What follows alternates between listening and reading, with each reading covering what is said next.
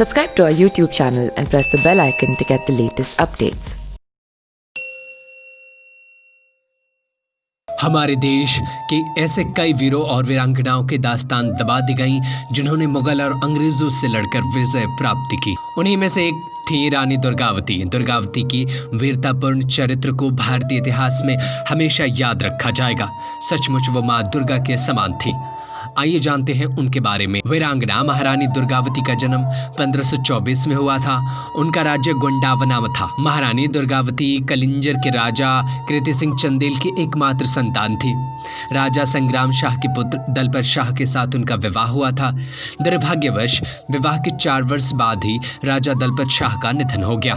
उस समय दुर्गावती का पुत्र नारायण 3 वर्ष का था। अतः रानी ने स्वयं ही गढ़मंडला का शासन संभाल लिया।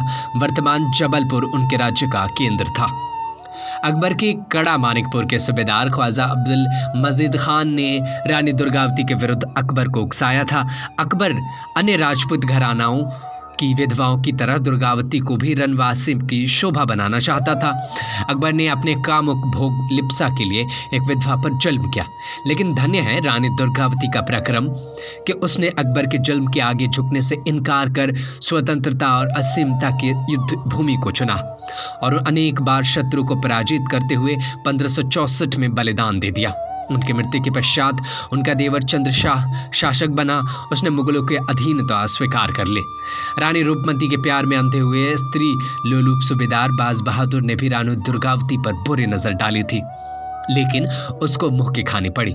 दूसरी बार युद्ध में दुर्गावती ने उसकी पूरी सेना को सफाया कर दिया और फिर वो कभी पलट कर नहीं आया। महारानी ने 16 वर्ष तक राज संभाला। इस दौरान उन्होंने अनेक मंदिर, मठ, कुएं, बावड़ी और धर्मशालाएं बनवाईं।